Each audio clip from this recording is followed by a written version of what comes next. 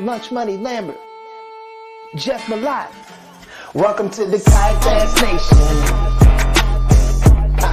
Yeah. Welcome to the Kayak Bass Nation. Kayak Bass Nation. Hey. Welcome to the Kayak Bass Nation. Welcome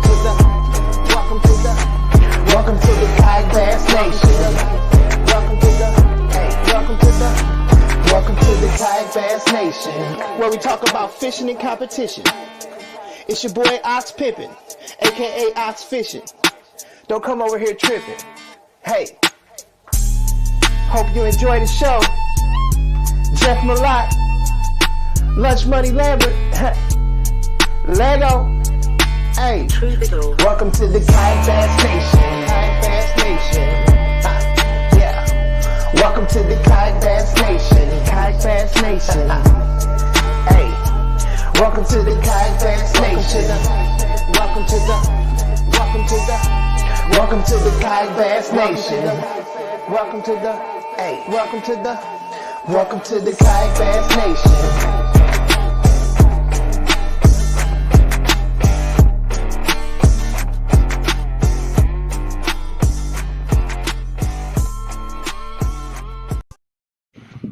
What's up, everybody? Welcome to KBN Live. Happy Monday night.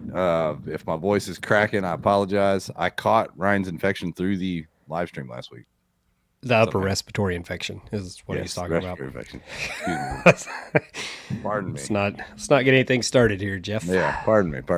I feel weird. We got to switch this. Let me slide back over. Yes, there we go. Oof. There we go. Ooh, boy. It's like sitting in the wrong pew in church. You don't know what you're doing. Yep. Yeah. How you doing tonight, Ryan? Oh, I'm good.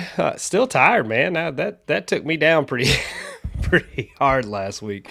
I hadn't hardly left the house all day. But I'm resting up for this weekend because we have a big event coming up here. Yeah, man. We're talking Caddo Lake, Bistano, Bassmaster, the finale of the Bassmaster season tonight. But what we really want to hype up at the beginning of a show is the Big Bass 250, man. Me and you are going to fish. We're going to fish. We are going to fish. Steve-O is going to jump in with me and be my super observant co-pilot that he always is. We're going to see if we can get out there Thursday night and poke around a little bit. Yeah, Ryan's going to, when he gets there Thursday night, he's going to lock down our after-party venue probably. Yeah. Check in there and check it out. Which we're shooting for the keg room. Just so it's out there in public on the record, that we have great 4.8 star Google reviews. Travis also has personally reviewed it for us, so I think that's going to be the spot. Yeah, I found that one a little bit ago. I shared it with Ryan, and then Travis confirmed it for us that it's a good place. So it's looking good. It's going to be fun after. The great thing about these one-day events like the 250 is it's one day, it's Saturday, and then hopefully you stick around Saturday night and you have no reason to sleep, go to bed early. You can get up whenever on Sunday and make the trek home so you can have a little fun after the big meal and big event that Eco's going to put on. Yeah. It's going to be fun. But we're going to talk about the Caddo event. We're talking about Big Bass 250, but we want to get Travis in to talk about the 250 because what he's got, laying on the table there is what this event is all about, which is, look at this, table full of cash. Boy. Travis Randall. Somebody come get it. Those are not $1 bills. Yeah, we're getting ready, boys. Yeah. So we're leading up to the 250. Right before we went live, we asked you. You said we're sitting on like 140. I haven't even signed up yet. Oh, shit. What happened to Travis? Uh-oh. We lost Travis. Uh-oh. Here he comes. He's coming back. Little he got so excited. Woo. Now he's back. There he is. Yeah, we're close to 140. We got 13 states represented. Nearly $40,000 worth of giveaways, including 7 kayaks, maybe even 8 at this point. So, yeah, man, we got a lot of good stuff going on. This year we went to the belt, and this sucker is heavy, and it's Kayak Bass Nation's on there and Big Bass 250, and we're excited, fellas. Man, it's gonna be awesome. $10,000. You better bring an extra spot on your trailer. It sounds like with all those kayaks given away. So make sure you got got room to haul home. We did learn a good lesson the first year. We gave away and we have another one this year, a kayak trailer as well, and it was a Malone. So we had it assembled and ready to go, and we had to figure out how to load it in the back of a truck because the guy already had a trailer. So old Stony Floyd was trying to figure out how to do it. We got it done, but we this year it will be. Man, we can't lose Travis. This is brutal. Come on, Travis. No. Camdenton. What are you doing out there, Camdenton? Not sure why I'm bouncing out there, but yeah. But yeah, probably my fault. Sorry, Travis. We are good. It's Ryan's infectious nature, maybe. Wow. Hopefully not. Here we go. But no, man, we're super excited. You've got the rest of this week all the way till check-in to get signed up, and it's going to be a ton of fun. The keg room, you're right, great spot. I remember going there. Don't remember leaving quite a few times, but awesome place. Should be a lot of fun, and we're going to hang out with you boys over there. Sounds like a plan. I'm looking forward to it. Yeah, I made Ryan a promise that I will stay up Saturday night. So he did, and I don't know. We probably need to set some hard boundaries on that because I don't want an open-ended invitation for you trying to stay up until Sunday. How about that, Ryan? Okay. All right. Well, all right. We'll take it. Should be a lot of fun, guys. I mean, we've got, I think North Carolina's the farthest so far. We're going to do a lot of cool things there. A lot of vendors. We're going to have some vendors there this year that are going to be able to step up and speak and celebrate this whole thing with us. Again, dinner after the tournament, just some good hanging out and just like-minded people. The weather looks like it's going to be the best of all times, knock on wood. The best out of this is the third year we've done it. So, man, we're looking forward to it. Looking forward to seeing everybody and spending some time with you. What's our record attendance? Have we surpassed that yet? Oh yeah. Record attendance was last year. I think it was 124. All right, so we're already past in the right direction. We wanted to get to 250, but I know we can get past 150, maybe 175 by the end of the week. 100%. Oh, let's just hit 200. There's 60 more people sitting at home with nothing to do this weekend. Yeah. I know our one of our guests in the lobby. I see Matt Scotch. He's in the lobby waiting to come on. If there's kayaks to be given away, this man should show up because any tournament I've ever been in where there's kayaks to be won, he wins something. He wins one. Not to mention he'll have a chance to win the tournament or win the big bass, but he'll walk home with a kayak. That sucker is like. Well, and we're giving away good kayaks. I mean, we're giving away Crescent Shoaly, New Canoe U10, Hobie Lynx, a Old Town PDL. Along with some Van Hunks and some others that, so some good quality stuff. Power poles, Newport, the list goes on and on. Tons of batteries. Yeah, man, it's going to be a lot of fun and a lot of cool stuff given away, and we really enjoy it. All right. All right. He'll be back. He's in. He's here. Don't worry. No worries. Travis. I'm starting to think you have commercial breaks, and I didn't know it. No. But Travis is right. This event, for your entry fee, you can go over there, not win big bass, not win the overall tournament, and still quadruple 5, 10, 6, maybe 7 extra money easily or more in prizes just by showing up. Yeah, absolutely. And that was by design. We wanted to make it where, if you finish last place and go home with a brand new kayak, still a pretty dang good tournament. And, dinner is involved. And then what I think we're giving away, if you signed up by the end of September, I think we got 100 and some kayak cushions that were given to those first entries. So, yeah, we're going to try and every year just beef it up a little bit more, not just for the top 10, but for everybody who can come along. Right. Yeah, amazing. I'm looking forward to it, man. It's gonna be fun. I'm just happy that we got the Tennessee boys rolling up. I know Ryan and Steve are coming. There's rumor Jordan Marshall's about to make this trip. That's what he says. We're trying to get a few more up there, so we'll see. Come on. Yeah, we lost again. Damn it, Travis. All right. Don't worry, folks. The tournament is better than Travis's internet. I swear to God. I got that Camdenton internet. Get you that Starlink. The winner of the Caddo event, I saw Gene Jensen's post. He was running Starlink in his kayak and streamed his entire event on TikTok. Really? Yeah, yes. We're gonna have to look into something. Wow. How insane is that? That's awesome. That's the future. That's something. Yeah. Well, we're definitely looking forward to seeing you guys down here. And Ryan, we've never met in person, and excited to do so. Well, I'll be rested up. I promise. I'm on the mend. I'll be back to 100%. I hope. Well, every year, Caleb and Jared, the owners of ECO, they really step up and really allow us to make this event what it is. And they've done it again this year. And we're just trying to grow it every year and appreciate Kayak Bass Nation for getting involved and doing it as well. Oh, man. It's gonna be awesome. We're gonna have a good time. Can't wait to get there. Yeah, so there you go. I'm going to put you on the big screen one time before you slide out here. Everybody, look at all that cash. Look at that big championship belt. Get this money. That's real dollars right there. Crisp. That is. Crispy dollars. Those aren't even ones. No. Come get them. Hundreds, as they say. Huh. So, Okay. yeah, Roughly you got a week to sign up. 10,000 of them. Even if you fish Caddo, you've got a few days to recover. It's a one-day event. You don't need to practice. Just grab a glide bait, a big wake bait, and drive up to Lake of the Ozarks and try to win 10K. One fish. Let's do it. 10 grand. There you go. All right. Appreciate you, Travis. See you in a few days, my man. See you Thursday night. Boys, thank you. We'll see you. Yes, sir. Yes, sir. There we go. Travis Randall, everybody. Man, I'm looking forward to this. All right. No, it's going to be good, man. I'm not looking forward to the drive, but it's going to be a good, relaxing weekend without all the big tournament pressure that we've come to know nowadays. Yeah, we got our next two guests waiting in the wings. Let's shout out the sponsors real quick, and we'll get them in here. Of course, Eco Fishing. We were just talking to Travis. They're the presenting sponsor of the show. Appreciate all they do. If you're making the trip for the first time, check-ins at Eco Fishing. They've got a great shop. Of course, their business started online, but their shop is fantastic. You'll be very impressed when you go to the check-in there. And hit ecofishingshop.com. Hit them up, and they can hook you up with anything you need before, after, or whatever during the tournament there.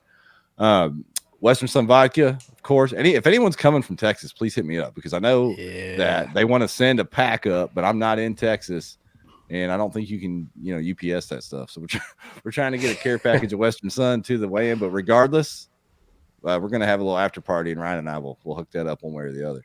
Yeah, we'll figure it out.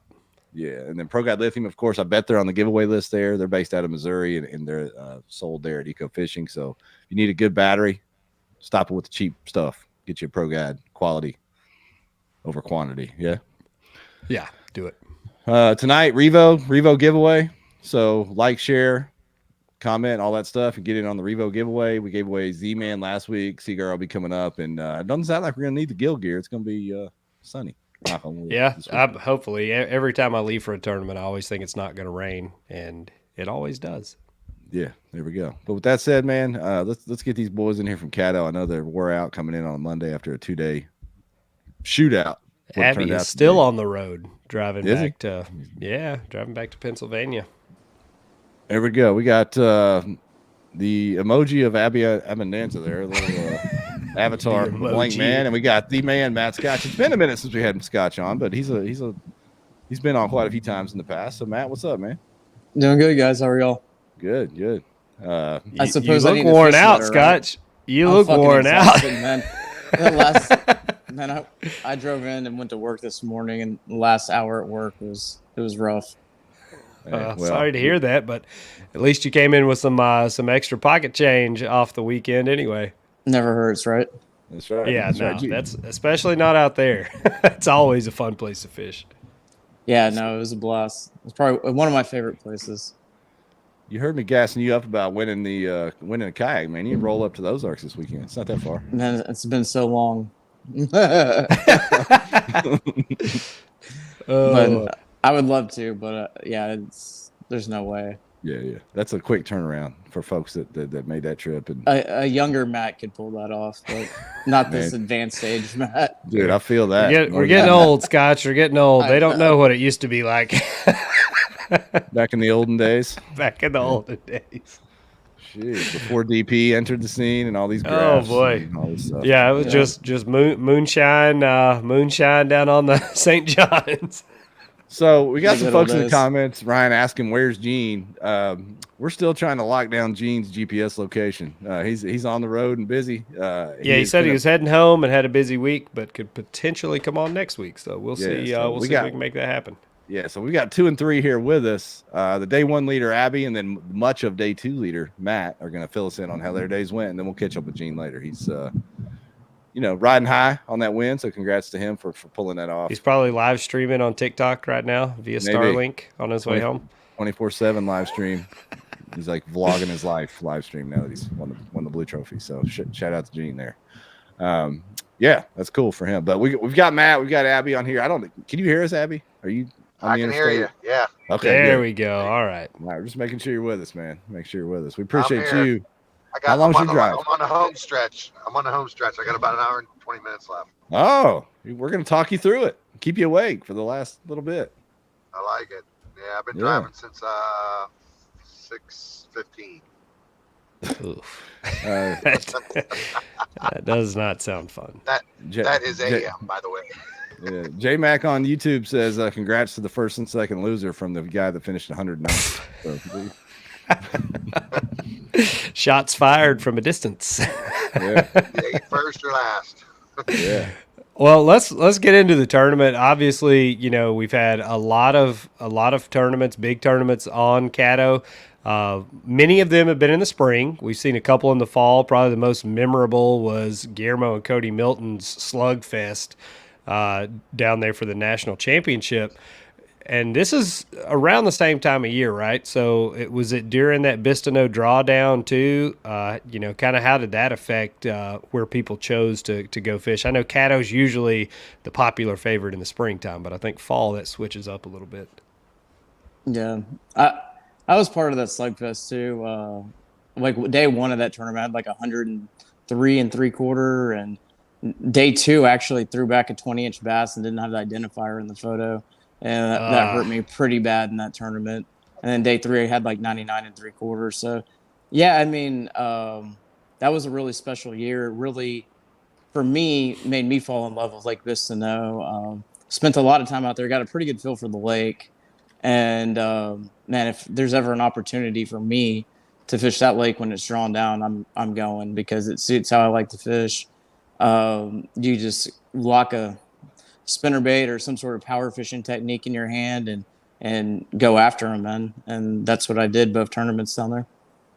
How consolidated are those fish in Bistineau? Like, does it go down to like a channel, or is it like, a series of deep pockets? How does that set up? I mean, it varies, just kind of depending on where you are in the lake. There's a lot of different areas. There's a lot of good areas. I mean, there's good fish all over the lake. But the area I particularly like to fish is just, it's a shallow flat. And when the lake drops down, they kind of get funneled into that spot because the water used to be 9 feet higher, and it falls, and those fish don't take off. They just go down with the water. And so they end up kind of consolidating down in this one area. And, it's, without going into too much detail about it, it's just an area where you can. Tournament's over, Scotch. Yeah, but there'll be another one. Yeah, they'll be back, Abby. There will be another one there. And through two tournaments, I've only had to share it with one person. So it's a very inconspicuous, not obvious spot. And that's what's kind of special to me about it is, like, unless you go over there and you kind of try to pick it apart, it doesn't look any different than anything else in the lake. And that's the thing is, like, on that lake, there's like these slight subtleties. And like, I will say, like, this year with the water depth this year, the fish were the big fish were anywhere from 1.7 to 2.5 feet in that area, in that zone. So you got to think that, like, when it's that shallow, that anytime you throw your bait by one, it's in the strike zone. So that's one of the things that's so freaking cool about it is, you just power fish, man. You just keep hitting likely targets. And there is a little bit of rhyme or reason to it. Like I've on day one, they were really on like the big stumps in the middle of this flat.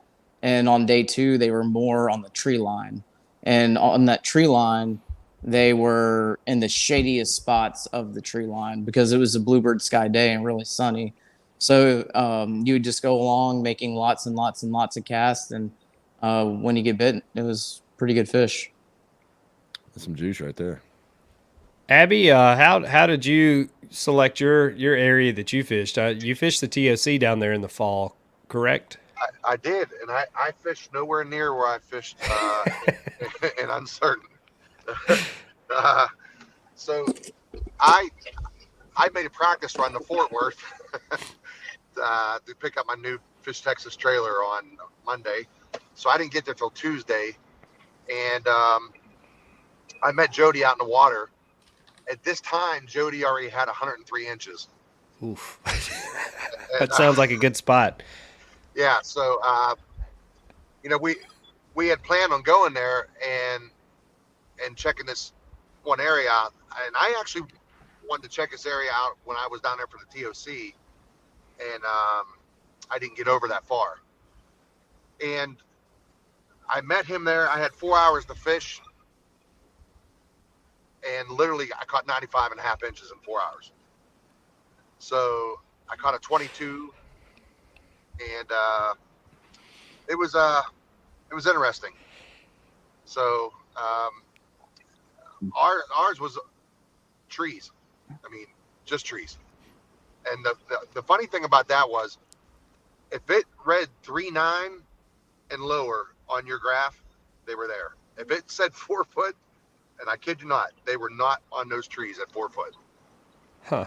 It had to be between 1.5 foot and 3.9. And to be clear, were y'all both fishing the same lake, or do you know? We were literally fishing. So we figured out that at the awards, there was literally 3 people that fished Caddo that cut a check. Myself, Jody, and Adam Patron. Okay. Oh wow, that was it. That fished Caddo and cut a check. That's crazy. That was it. Everybody else at the awards fished Pistino. Wow. So Jody and I just had a spot that it kept reloading, and it was literally 200 yards by 100 yards wide. And we were zigzagging in front of each other the whole day. So after day one, you're the day one leader, Abby. You know, you had Abby fans like Ryan and I over here. We were pumped for you. We were pulling for you to finish it off. Did you and Jody, and he was right there in 6th place for 99. So did y'all go back into the same spot on day 2? Like, hey, we're just going to figure this out, or did one of you yield to the other? How'd that go?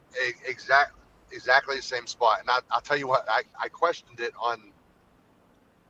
I felt that we needed to go back to that spot, but I wanted to hear Jody say it. And I said, I really think we should go back here because those fish were reloading pretty much. And he said, oh, 100%, we need to go back to that spot. And so it kind of like eased my mind about second guessing it. Yeah, that's why I was saying it's always a catch-22 when you're in the lead going into day 2, because then you start questioning everything that you're doing. And, I had that. It was a totally opposite bite on Sunday for me. My bigger fish didn't come till the afternoon. Whereas on day 1, I had 102 3/4 by 10 a.m. And I literally caught that like in an hour and a half. And it was crazy how many big fish were in there. And Jody lost like an 8-9 pounder that day. He'd have probably been right up there with me size wise if he would have landed the 2 big fish he lost on day 1. And day 2, I played that role. I lost two giants in the morning on day 2. And those are only 2 big fish that I had eat in the morning. All the other fish were like 15s and 14s and 17s. Matt, you had a little technical difficulty there, but I don't know. Yeah, I got a damn phone call and it kicked me out of there. Freaking phone! They're people trying to find your spots. Is that what it was? They're trying to call you. Which flat did you say that was? Abby mentioned the that. whole lake is a flat. Yeah, Abby mentioned there was him, Jody, and one other person, Adam Patron, I think he said, was the only people from Caddo that cashed a check.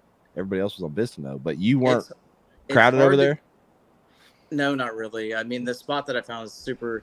It's not noticeable to the average person. Like you had to put in time and fish through there. Like it's one of those things where I just don't expect anyone to ever find it. In all honesty, somebody stumbled on me catching fish over there this year, and they kind of helped themselves. I'll keep the names out of this, but they kind of helped themselves to the fishing over there after they saw me whacking them.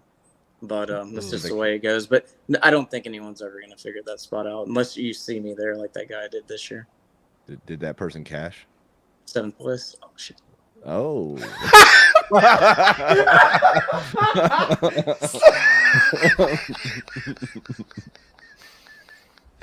That was classic.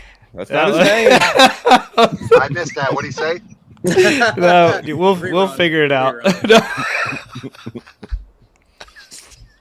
Cut Well, it. you know. Cut the interview. The old bent rod pattern never fails, Matt, does it? It was pretty good. Oh my it was gosh. pretty good, man. Gave him up. Yeah. Was that day 1, day 2? That was day one. okay. Did they come back? Really? Day 2, or they leave you And alone? day 2, you went out and hung up the big bag, huh? Well, day 2, I went straight there, and I did not f around. That's smart. Learned the lesson, and y'all kind of flip flopped. Abby with that 102-inch bag on day 1, then you turned around, and that's what I was watching was the day 2 leaderboard. I was like, oh god, Scotch is on fire now. With another 102-inch bag. It got hard to cull when your small fish is a 20, and Sucks, man. Yeah. I hate that. Yeah, I hate those days. you sit there and catch 17s and 18s and even 19s, and they're not doing anything to help you out, and it's kind of frustrating. And I left that area to go, hey, put that down. No, this is the day 2 total. This is the day 2 total. Calm down. I'm Calm just down. looking at your fish, homie. That's Everyone's all. still Okay. anonymous. Okay. I'm not trying to start anything. all. I know. Oh my gosh. We got you. Just looking at your beautiful fish. And feet. Yeah, and feet. I appreciate. They I don't know probably are in the photos. I wore some. Are you operating a 180 drive with your toe? What's going on there? You know what I am doing is I'm the only person in the tournament I think that's still pedaling their kayak and not motoring around like. Hey, respect. So. OG status. Man. I miss those days. I mean, I'm pedaling, Matt, but I wasn't in the tournament. Probably why. I don't know. I don't know, man. It's just what I like, man. It's what I grew up on, with the sport, and it's hard for me to change with the It's times. true, man. It's true. First time I ever saw you fishing in a kayak tournament, you were rolling in a pedal yak. You never changed. Nope. Yep. Yeah. Both of you mentioned something interesting, especially the fact that you're on different lakes. That depth was key. I think Abby said it's so key. Yeah, how that pattern playing out on not exactly, but very similar on both lakes. Why do you think that was? Just time of year? Time of year, water depth, water temperature. I think that those are things that the fish are always kind of relating to, and that's where they find the most consistent. On each lake, that's where they're like the most comfortable at.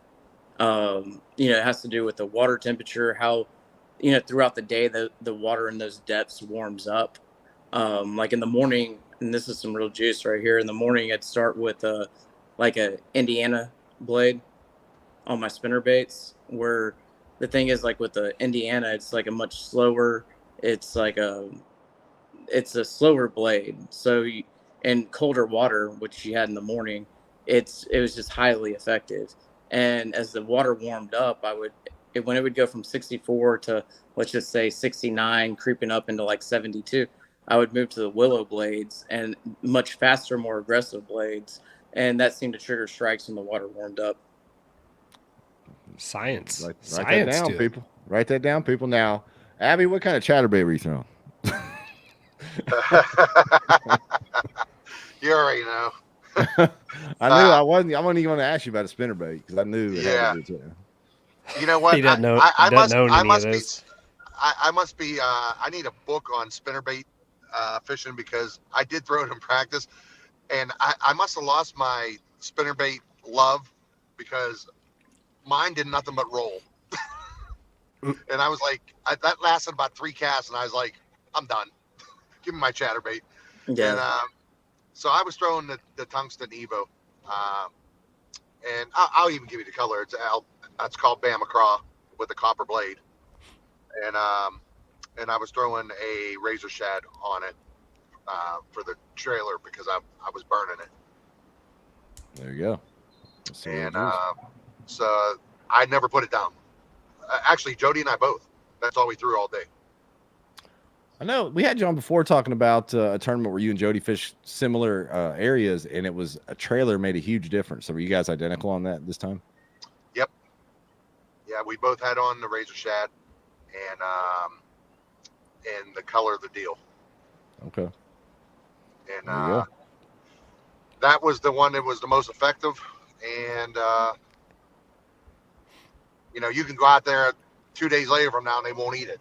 Right. You know what I mean? It was just I don't know, it was a water clarity thing, but the water down there is not that clear to begin with.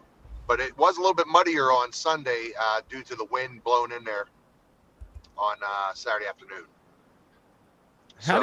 How do you fish that thing? I mean, spinnerbait's great fishing around a lot of different kinds of cover. Chatterbait's not always the best for around wood, stumps, and things like that. So how did you navigate the, Caddo, Bisno? Well, actually, one of the selling points of the Evo is the head on it is wider, and it does, when you hit it on wood, it skips over and doesn't turn over like a jackhammer does. A jackhammer has a tendency to, because it's more round, it'll turn. So when you do hit it with the Evo, it tends to bounce up instead of rolling. So that hook doesn't turn and get hung up. The hook does not turn. See, I lob Now, that if you throw it softball in the tree, which I did a few times, I learned about red wasps in Caddo this year. Yeah. You do not want to disturb their nest, apparently. Twice, my power pole hit their nest, and luckily that it was cold enough the night before. They were still a little dormant, didn't know what was going on. But little red wasps started falling everywhere in my kayak and on the water. And, Red wasps, red ants. What else they got down there? Everything down there wants to bite you, sting you, or kill you. Yeah. Wild place down there. Yeah, the coyotes down there, man, I didn't realize how many coyotes are around there. Yeah. I saw a lot of people posting videos and pictures of pigs swimming across the lake. Really? Yeah. That I did not see. Yeah. So Did you see any pigs, Scotch? Out your way. Do you want to know a good story about a pig? Sorry. I hit No, one hey, last this night. we're not at 1 mile from my house. I'm turning. You hit one? I hit one. It was like 200, 300 pounds. I'm turning off the navigation on my phone because I'm 1 mile from the house. And I look up, and there is a massive boar crossing the road in front of me. This is like 1 o'clock in the morning. I'm dead tired. I'm like, what the hell? I have to make a split-second decision going around a bend, 60 miles an hour, tired as hell. I hit him with the back tire. His tusk, I have video of this. I'll send it to you. His tusk broke off in my tire, popped my tire. Only you, Scotch. So you had to ask about a pig. I was going to tell you this at the end of the show, but y'all brought it up already. Way to go, Jeff. You just ruined the rest of the freaking Razorback season, Scotch. You ran over the That was the Razorbacks football running into your back tire. That's it. I Done. ripped his tooth out. I had his tusk in my tire. Yeah. I cannot say I've heard a similar tale on that one. That's definitely a first. A hit and run by a wild hog. Major League Pig The problem down there. back tire. If I would have hit it, I would have totaled my truck. If I've got a bump. I thought you meant you hit the front, and I was like, this sounds like it's going to be no. pretty tragic. But then you're I like, had just to the back swerve. tire. I'm like, how do you barely hit a 300-pound boy? Yeah, it's swerving. I clipped him with that back tire. Oh, Abby, have you hit anything good on the way home? No, but I did blow 2 tires down there. Oh, shit. Pig tusk? Hog tusk? No. So apparently I hit something at one of the ramps. It dropped off because the water was a little low, and it bent the inside of my wheel well. There's a plate back there, and it just bent that piece of metal up a little bit, and it was slicing my tire. And on the way to the ramp on the first day, on day 2. Now I'm stressed as it is going into day 2. 3 miles from the ramp, I blow a tire,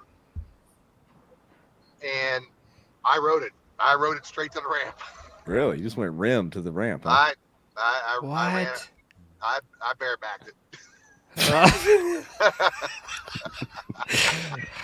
All right. And, If you ever see Abby pulling into the parking lot in the mornings, don't He's approach the bareback. vehicle. If he's bareback, He is, watch he is out. bareback. There was a guy there, and I don't know him, and I don't even know if he was in the tournament or not, but he was a kayak fisherman. He goes, you know, He said what? Is this censored?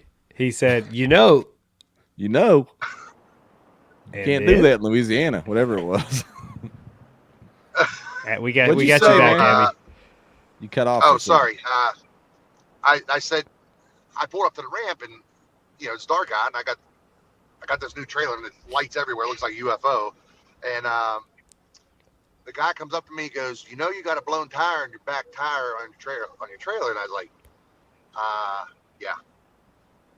Thank you, Captain Obvious. I rolled in, still freshly smoking.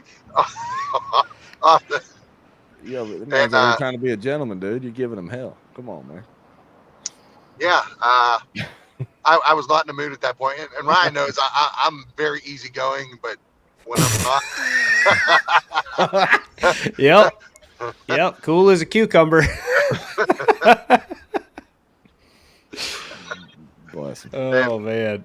and but yeah, so I was kind of worried about that all day, and then we got back to the ramp, changed the tire, and on the way to Ward's, and I literally blew a tire 4 miles down the road on the spare. Oh, God. This is the spare. So thank God, Nick at the owner of Fish Texas Trailer was close by, and he brought me his spare. We figured out what the problem was.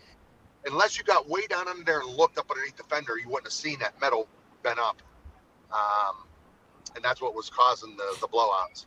I was gonna say they may need to look into a different tire vendor, but it wasn't the tires up there. I literally almost missed the awards due to it. Yeah, that's crazy. You blame the blown tires for losing any of the big fish early in the morning, like being jacked up and nervous. No. I did have one funny thing about one of the big fish that I watched eat the chatterbait.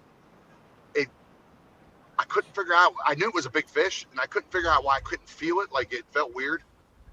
Well, here I brought him back past me on the second pass, and I'm reaching for my net, and I notice he only has the razor shad. Holy hell, he's just. I could see the hook. So I'm literally trying to ease the net down in the water and guide him into the net. And he saw that net. Once he saw that net, he let go of it. But he had that razor shad stretched out to about 8 inches. He's just chewing it like gum down there. That's crazy. Yeah, and obviously he let it go, and no harm done to the razor shad. It's crazy. Just snap back. This is like a Z-Man commercial tonight. It's crazy. Getting their money's worth on that one. Yeah, we got a. Yeah, that's wild. We got a few questions here. Let's get to them. Chris on YouTube asked, Matt, did you go south? I know it's kind of a vague question. But... Well, yeah, I mean, were you in the south, Matt? I was. I think Louisiana qualifies. I was in the south. Yeah, I was. Amongst the boys. I mean, I will say on day one, I launched pretty far up the lake, and actually started 40 yards from Gene Jensen, and we fished next to each other for about 40 minutes. And it was a spot that I did really good in practice in, and they just weren't firing. Gene caught like a 19 something, and there was a boat working I had a route kind of planned, a first and a second stop, and they were right across from each other. And there was a boat putting fish in the live well, so I really couldn't go to my second spot. So I just turned instead of going north, I went south from there, and I pedaled my kayak 9 miles to get to my old history, and I got there with 3 hours of fish. I had one 17-inch fish. Jeez. And it was it was actually 2 hours and 45 minutes, but it was an incredible 2 hours and 45 minutes when I got No wonder there. you're not worried about anybody accidentally finding that spot. I doubt many people want to pedal 9 miles. You could get there from a closer ramp. It's just that's from where I was way up the lake. That's how far it was for me to get from where I was at to get to that spot.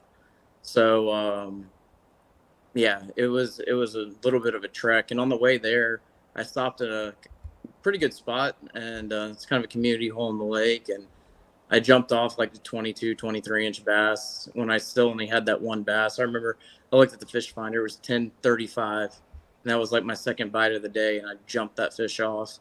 And I was like, man, like, this is just not happening. Like, this is, like when you got one fish and the hours are flying by. You feel the pressure. Yeah. Yeah, a little bit. I mean, decision making is like everything, and at the very least, I had that one spot that I fished that I had the history on. It means a lot to me because I've just had such a good time fishing through there. And if nothing else, I was going to go in the day in a spot I was very comfortable at. And when I got down there, it was just waiting for me with arms wide open, man. It was on fire. Yeah, well, it looked like you were going to pull it off. I know Gene made a heroic comeback there at the end, but it looked like you were going to pull it off. Yeah, man, a half an inch, and that's for Abby too, and Jody. I mean, a half an inch or an inch there, here or there, a landed big fish here or there, and it changes everything, and it's just an interesting game that we play. I mean, it's a lot closer. When we're talking about quarters of an inch, half of an inch. Sometimes that's a millimeter of the tail hitting the next line, Yeah. So, I mean, it's, it is what it is, but I mean, it was close. I mean, it really was close. And I know that area seems to kind of cap out around the same, like overall, it doesn't have giant, we don't see a lot of giant lengthwise fish down there. Yeah. I mean, we see a lot of limits in that low 100 range, but not like the outliers of some of the Florida lakes where you're getting 116-inch bags and stuff, or even some other Texas lakes that are putting out those giant bags.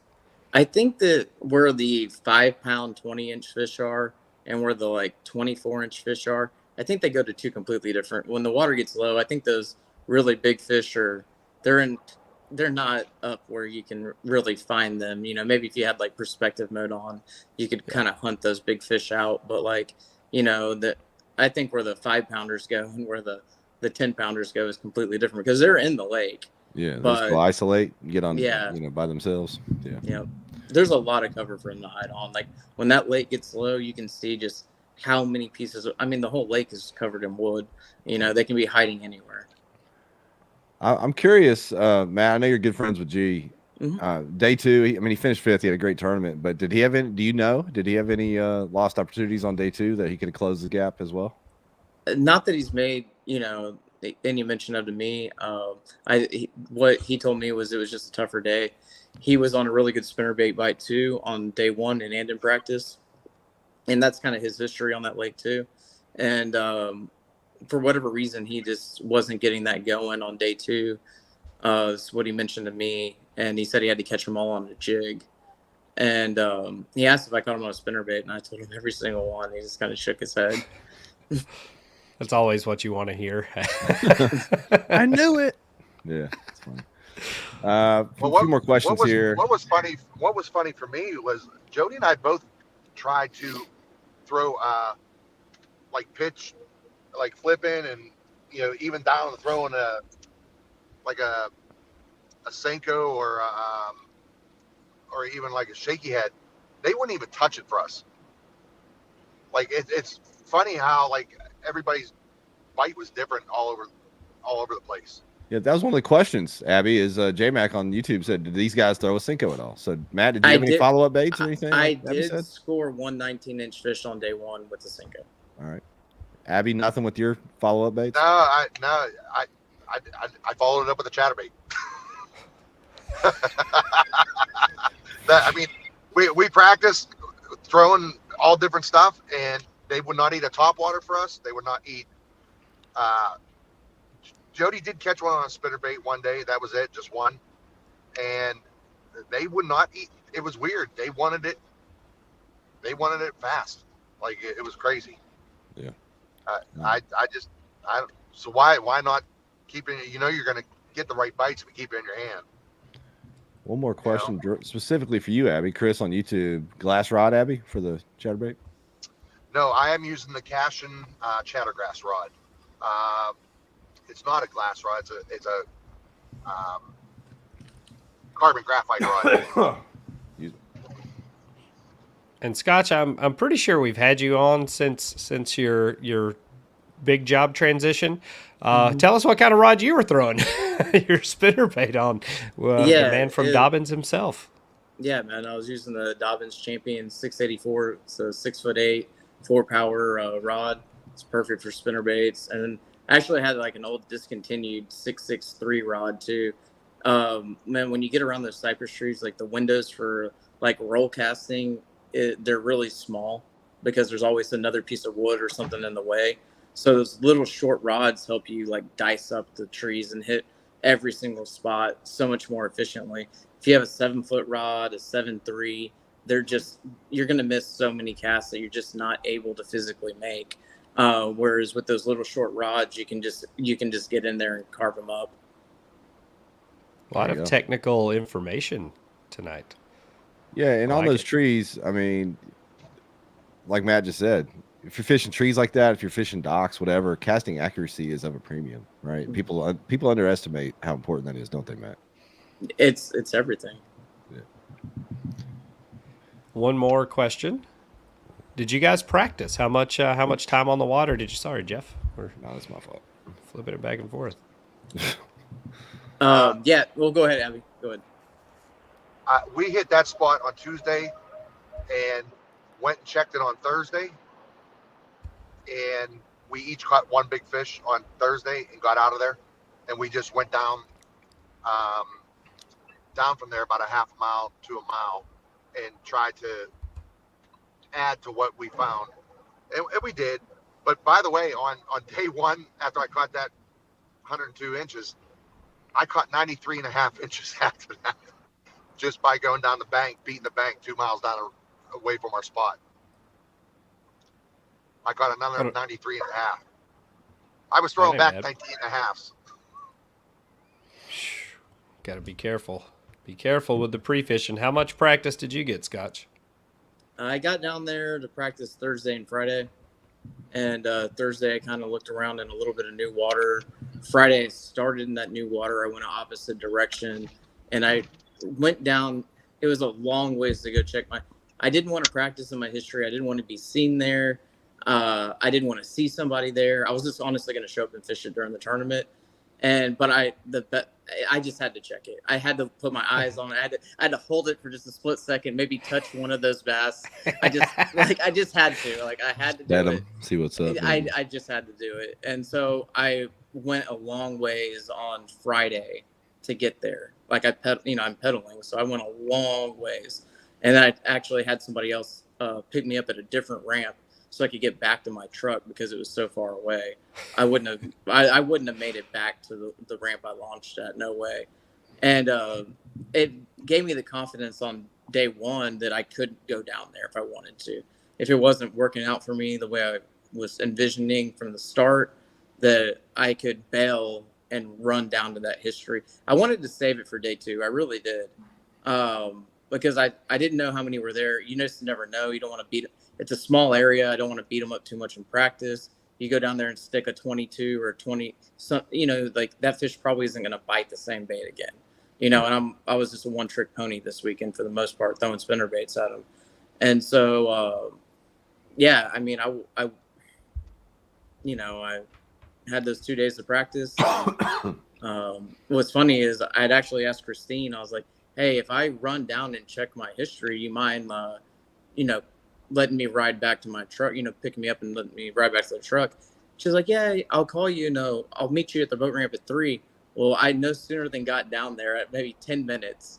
And she's like, hey, I'm heading back to the ramp. I'll see you in 30 minutes. I was like, I just got here. I just pedaled a long ways to get down here. And you're wondering, okay, fine. So I got very little time. But in that little bit of time, I did jump off like a 22-inch bass. And so I knew that there were some really good fish down there. I was just going to have to go down there and fish if I, wanted to catch them. To either one of you kind of chime in on this, but what does it take? It's the mental fortitude to say whether you're going to load up in your truck and move or make a hour-long pedal, whatever it is. I mean, you're sacrificing a lot of time. So that some people can't do that. They're just like, I'm just going to grind it out here. I'm just going to keep fishing. What kind of mental fortitude does it take to make that decision? if I was going to go down in flames, I was going to go down in a spot that I loved, man. I mean, I'm content with that, man. Like, and I thought about that spot. So last year, I actually went back to the lake for the first time since the NC. I made it. I'm only about two hours away from Bistineau these days. And so I made a day trip over there, and they were in the same spot that day. And I left just giddy knowing that they liked that spot. And I knew those fish would be there. So I knew I was going to fish. So it's easier to do something like that when you know you're going to fish. Like for me to bounce around and move around pedaling, that's inefficient.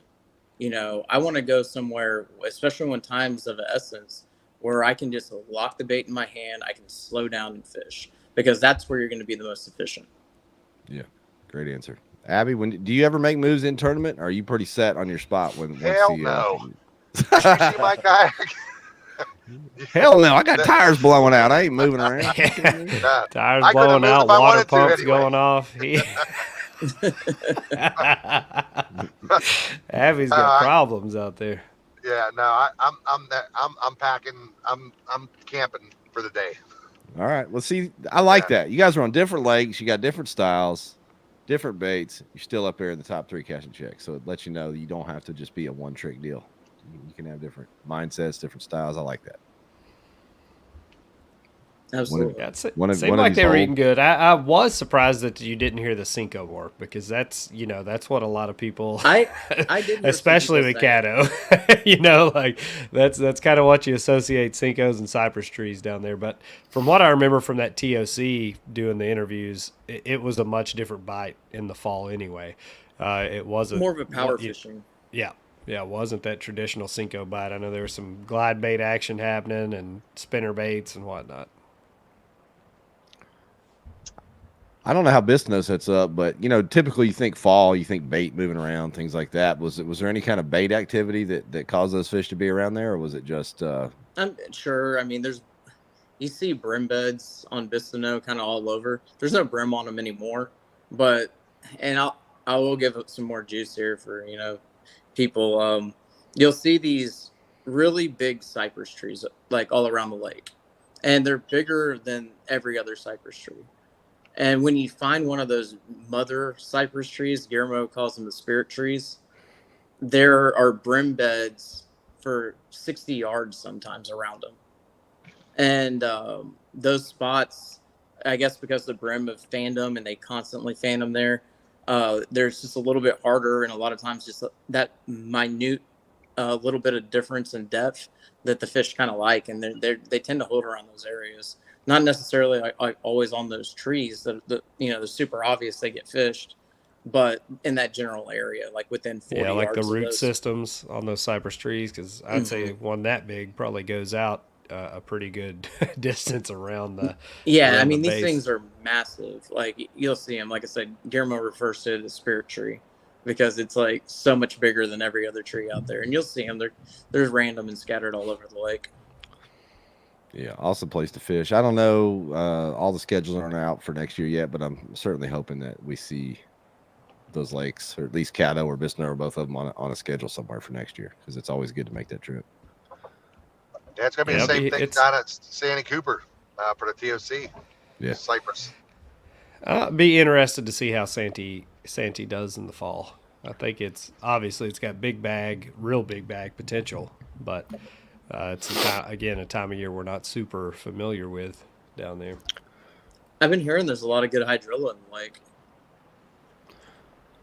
Matt, Robert, you're kind of answered this already, but Robert's asking, was Biss low like it was a few years back? It was lower. Lower? One foot lower.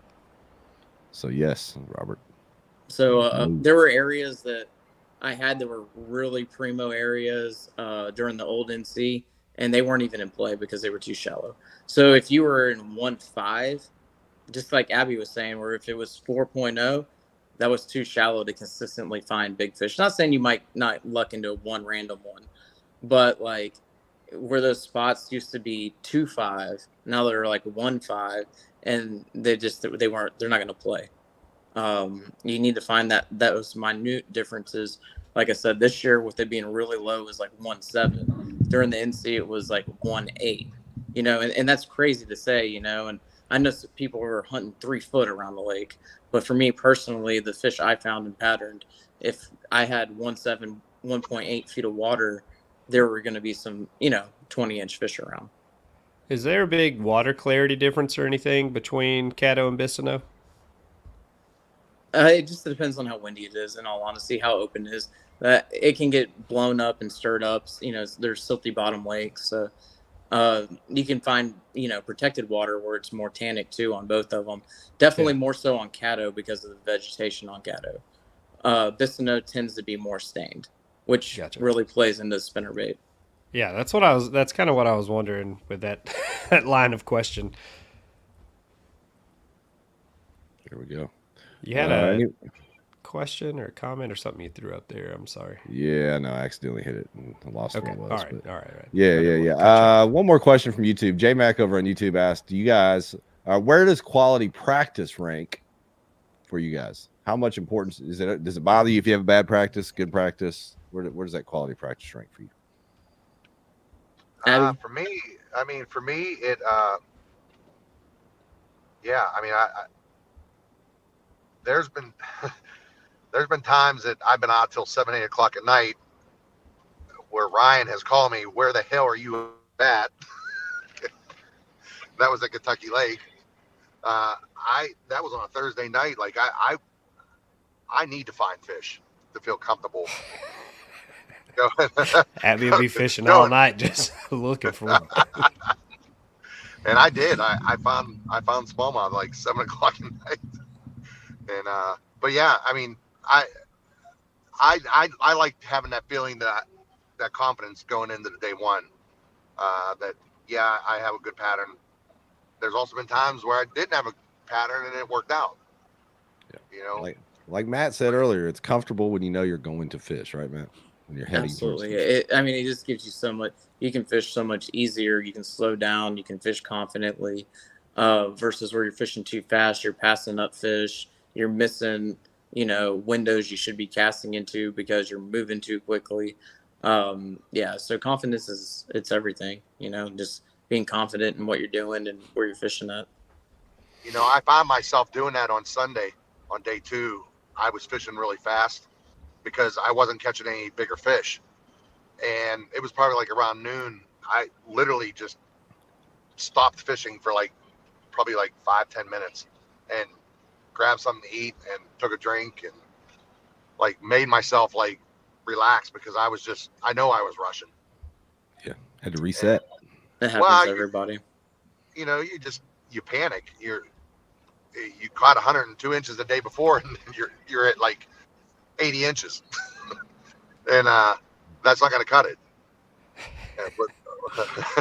So I didn't want to bother you. I didn't want to heckle you and be like, "Come on, man, catch bigger fish, stupid." That's what people love to do when you're having a shit day when they think you should be winning. Are you sandbagging? Are you sandbagging? Yeah. Are you holding? Hey, I'm not. What do you hit your fish? Okay, let me find it. God. Your other compadre didn't hold back and did that. Yeah, well, he's a kid. A few more questions coming in here late. We get Matt Frenchers asked, did they miss any big fish that would have helped? Both of them said yes, that did happen. As always. I feel like that's the case every time. Here's a good question. Fish. Actually, on day 1, I fished completely clean. On day 2 is when I lost 2 big fish. Yeah, it was the tires. That's what happened. I know it was. Fish. There was one tire that. I like this guy's name, Ryan. It's spelled with a Y. Fish with a Y. F-Y-S-H. I know. I saw that earlier. On YouTube, if you were to guess, how much money did you guys spend to tourney fish this year? More or less than $5K. It's getting expensive for the average guy to do it for a full season. I actually just figured out my expenses. All right. More or less. My total expenses were about 13,000 this year. And that will be including the TOC. Right. That's gas, Airbnb, food, and tournament fees. There you go, Fish. That's more. Matt, did you I would say you have to look at over 10K to look at doing a national series. Yeah. But I stayed in Texas, did all the Texas Bass Nations, did my North Texas Trail, fished the Hobie when it came here, or one of them. I couldn't make the other one. We had some stuff going on at work the week of the Wright Patman tournament. I couldn't make it. But yeah, I mean, I'm way under $5,000 this year. I'm using my old 2022 kayak. I'm using my old fish finder. I'm using pedals, no motor. Very basic, and I mean, it is not going to play every tournament. I'll be perfectly honest with you, but there's going to be opportunities, with the schedule where there are tournaments like Bistano where you can go out there and you can get a pattern and you can run it and you can compete. I mean, it's not going to be every tournament. There are going to be tournaments where you're going to have the guys with the live scope that run away with it just because that's the way it is now. But you don't have to spend over $5,000. You can still go out there and, not every tournament, but you can still go out there and compete and have a good time. And I mean, I'm blowing away the Texas Bass Nation AOY. And like I said, no motor, no live scope. My biggest investment this year was I bought 5 Bantams off of eBay. There you go. That's it, man. I just put the money back into the machine, man. I will clarify though. I only missed 3 national tournaments, and that's I missed 1 Bassmaster and 2 Hobies. There were 2 in Texas, and actually all 3 of them were in Texas. Possum Kingdom I didn't go to either, but I fished probably about 21 tournaments this year, including the Bass Nation, Pennsylvania, and a couple of kayak angler regional tournaments. Yeah. So that is amazing. Both of you, did it different ways. I know Matt's been a road warrior before, but with Texas being like it is, you really don't even have to be with Bass Nation Texas. It's really just my schedule, and I mean, I've got a certain amount of vacation days, and I can spend them all. I don't want to spend all my vacation traveling to fishing tournaments. I've done that a lot in the past. Almost 10 years of doing that, and now I just want to spend them, hunting and stuff, and doing other things with my free time. I like it. Times are changing. We're getting old. There's a simpler side. You don't have to run the roads every day. Jeff, are they able to say they're getting old? Are they at that point? They don't know about that shit. We're yet. aging. I mean, yeah, y'all are like the great grandparents. We're the grandparents. Yep, and Matt, I'm right there with you. I've been running the roads for a long time, and this last year or two, I've just kind of like throttled way down. I didn't even really fish local this year. It's crazy. I just come on here and talk about fishing. So yeah, I like it. Yeah, you just have to sometimes you gotta ease back. You gotta ease back a little bit. Few more questions and we'll wrap this thing up. I know you guys are wore out. J-Mac, Scotch mentioned confidence. How much of that is making a cast at 90% of the field? Isn't you kind of already talked about casting accuracy? Does being able to make those casts give you more confidence? I think that's what he's saying. Oh, of course. Yeah. I mean that's a skill set of mine. I've been fishing my whole life. Casting is fishing to me. Yeah. So it's not like scoping fish. It's like casting the spots and hitting them, and it's like throwing a baseball. I'm really good at that, or a football. So casting is just like another extension of that coordination. And I mean, that's a big part of it, just being able to cast well. I mean, I don't make every cast perfect. I mean, I have some that are like, what did you do? You do a little roll cast and you hit a tree on the way to the other tree that was out of your peripheral. It happens to me too. But, I do make a lot of really nice casts too. There we go. And then Matt asked one. This will be the last one. Matt asked, what is the key to you both being so consistent? Abby fished at Jody. I know that helps. Found the right horse to hitch his cart to, boy. I was doing all right before that. I'm just messing with you.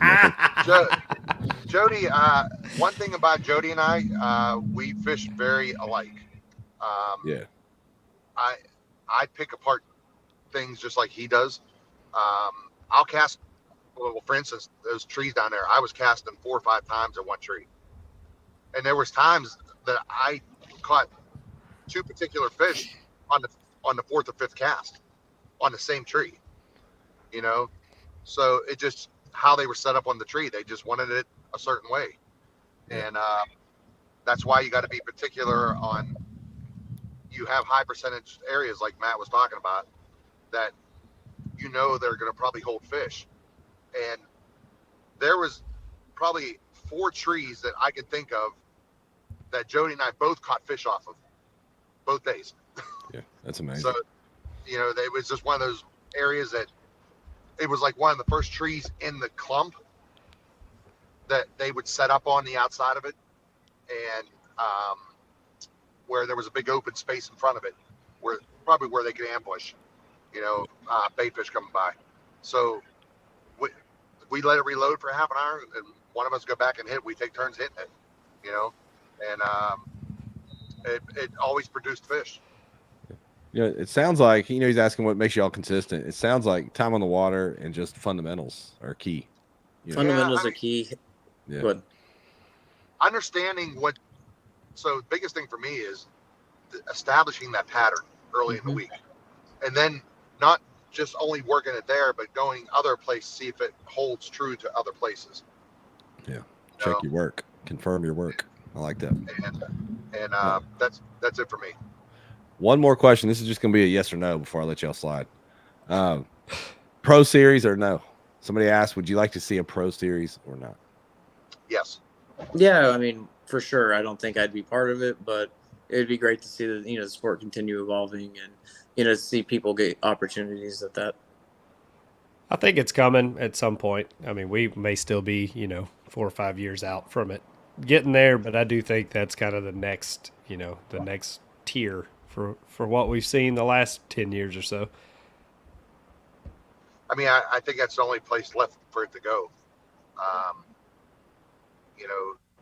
Bassmaster has really changed a lot of things. The attendance is really just incredible on the Bassmaster side, and Hobie, it's not that that's a bad tournament series. Hobie's great, and I don't understand why the numbers changed so drastically.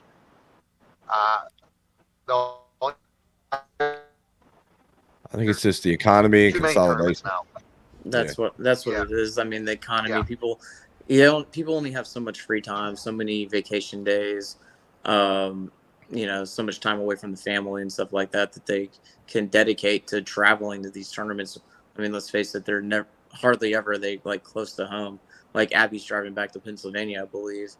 And I mean, that's tough, man. It's super tough to keep doing that over and over and over. And there's very few people that make a true living at this. I mean, let's just say there's maybe 3 in the sport that are breaking even or making a living.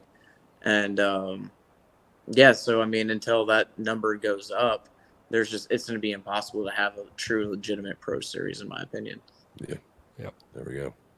Well, gentlemen, thank you for your time tonight. Go ahead, Abby. Go ahead.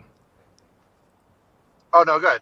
The only thing I was going to say is you can't do it without sponsorship if you're going to do it full time. That's probably the number one thing. Right. You have to have good people believe in you, and that's probably the number one thing. Yeah. Well, 100%. We're gonna wrap this thing up. Let Matt go to bed. Let Abby finish his drive. But we appreciate you both, man. You gave up a lot of good information. Congrats on the great finish. Way to finish the Bassmaster season, and y'all will be set for the championship. Way to close it out. Well, I guess both of you will be swinging for the fences down there at the national championship, the Bassmaster National Championship, huh? 10 minutes from home. I can't. Yeah, that's what I thought. That's what I thought. I thought it was right in the yard. Yeah. All right, fellas. Appreciate y'all. All right, take it easy, gents. Have a good night, guys. Thank you. There we go. Abby and Matt. What a combo. Those guys, awesome fishermen. That was hilarious. Yeah. That was that was funny. Good episode. Yeah. So I think I threw up the hashtag earlier so we'd have the entries in. And I think we're good to go on the drawing. So we'll see who gets slow rolled tonight. Drum roll, please. See who it's going to be. I thought Fish was going to come in here and clean house, honestly. Chris Chris Bordis on YouTube. I'm gonna butcher the name tonight. Chris with the B. Yep. Chris B. I think Chris B. Or is that John B. That's a big YouTuber. I don't know, dog. You know, I watch YouTube. Most YouTube I watch is when we do channel reviews on here. Yeah, those are popular. Love it. Those are popular. Yeah. All right, folks. We will see you next week. We may try to get the native event winner and potentially Fluke Master next week if we can. And hopefully one of us talking about how we won the Big Bass 250, right? Yep. And congrats to Russ on winning AOY too. Meant to mention that earlier in the show. Oh yeah, there you go, Russ. Yep, he locked that up on this last tournament. Back to back, my man. So hey, last minute, if you don't have anything to do this weekend, roll up to Lake of the Ozarks, hang out with us, do a little fishing for one fish for $10,000. Don't forget that, and hopefully we'll see some of y'all Friday and Saturday night. Let's do it.